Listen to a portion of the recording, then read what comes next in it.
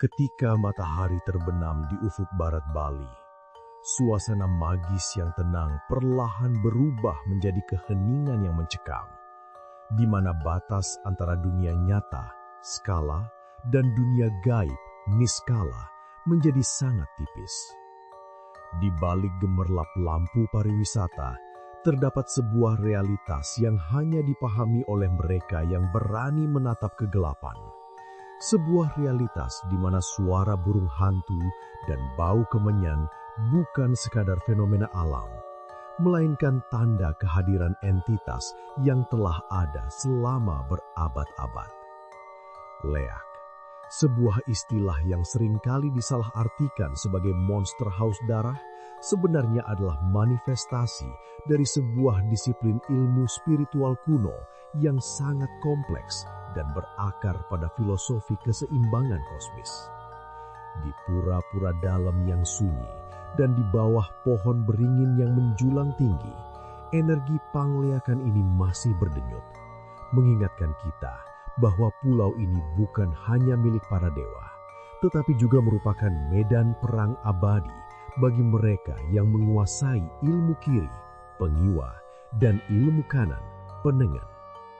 Bagaimana mungkin sebuah tradisi spiritual yang begitu sakral bisa bertransformasi menjadi teror yang menghantui setiap malam di pelosok desa? Apakah ketakutan kolektif masyarakat Bali terhadap leak hanyalah sekadar mitos? Ataukah itu merupakan mekanisme pertahanan diri terhadap sejarah kelam yang pernah hampir memusnahkan peradaban Nusantara di masa lalu? Akar dari segala kegelapan ini dapat ditelusuri kembali ke abad ke-11 di jantung Kerajaan Kediri, Jawa Timur pada masa pemerintahan Raja Airlangga 1006 hingga 1042 Masehi. Sejarah mencatat sebuah tragedi besar yang dikenal sebagai wabah girah yang dipicu oleh seorang janda sakti bernama Dayu Datu atau yang lebih dikenal sebagai Nyi Calon Arang. Ia bukanlah sekadar dukun santet biasa, melainkan seorang praktisi tantra tingkat tinggi yang menyembah Dewi Durga dalam aspeknya yang paling destruktif. Sakit hati karena putrinya, Ratna Manggali, tidak ada yang berani melamar akibat reputasi mistis ibunya. Calon Arang melakukan ritual di kuburan desa Girah, memanggil wabah penyakit mematikan yang dikenal sebagai pagebluk.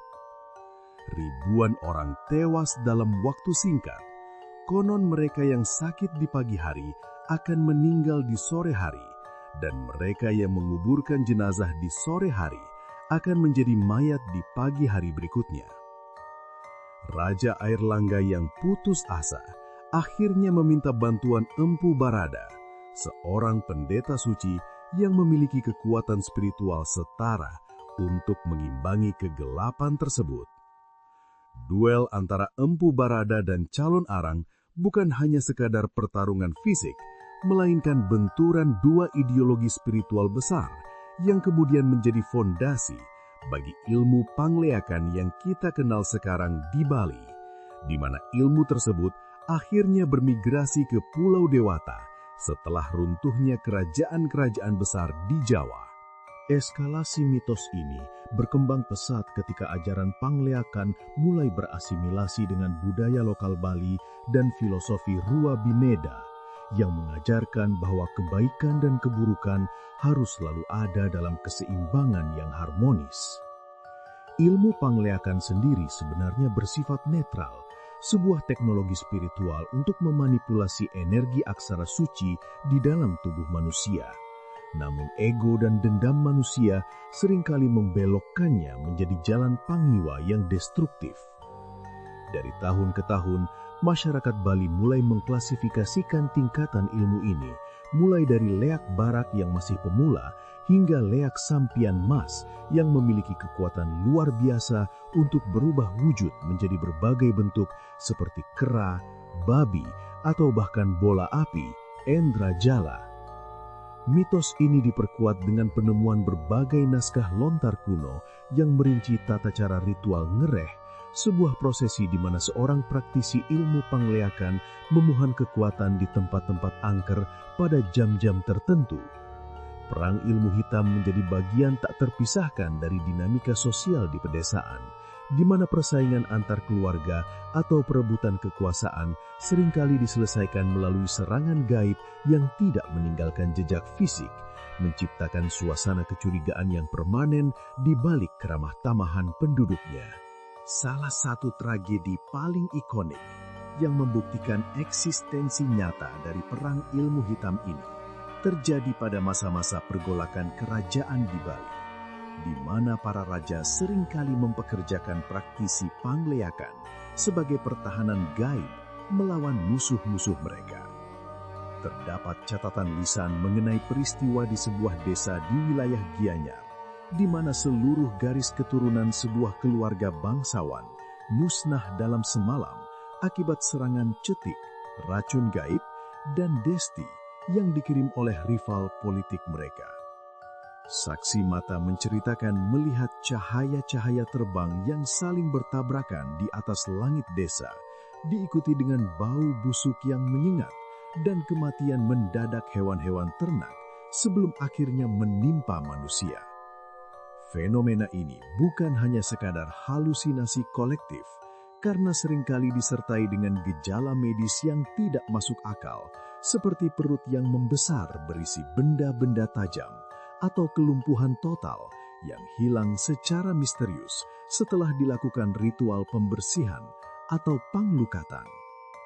Peristiwa-peristiwa seperti ini meninggalkan luka sejarah yang dalam, memaksa masyarakat untuk tetap menjalankan ritual-ritual proteksi seperti pemasangan rerajahan di pintu rumah dan pelaksanaan upacara caru untuk menenangkan roh-roh yang tidak terlihat, sebagai bentuk pengakuan bahwa ancaman tersebut nyata adanya. Kesimpulan dari fenomena liak dan perang ilmu hitam di Bali membawa kita pada sebuah teori mendalam tentang sifat dasar manusia dan keseimbangan alam semesta yang tidak akan pernah berakhir selama ego masih bertahta. Teror ini terus berlanjut karena ia adalah cermin dari sisi gelap jiwa manusia yang tidak bisa dihilangkan, melainkan harus diakui dan dikelola melalui ritual-ritual sakral. Dalam perspektif spiritual Bali, keberadaan liak adalah pengingat bahwa cahaya tidak akan ada tanpa kegelapan, dan keharmonisan hidup hanya bisa dicapai jika kita mampu menghormati kedua sisi tersebut. Hingga saat ini, meskipun teknologi modern telah merambah setiap sudut pulau, ketakutan akan liak tetap menjadi bagian dari identitas budaya yang sangat kuat. Sebuah bukti bahwa ada hal-hal di Nusantara ini yang tidak bisa dijelaskan oleh sains, namun dapat dirasakan getarannya di setiap hembusan angin malam yang membawa aroma bunga Kamboja dan misteri yang belum terpecahkan. Mengapa teror ini tidak pernah berakhir? Mungkin karena kita sendiri yang terus memberinya makan dengan dendam, iri hati, dan ketidaktahuan kita akan rahasia besar yang tersembunyi di dalam aksara-aksara suci yang kita remehkan. Ikuti terus cerita lainnya hanya di Mistik Nusa.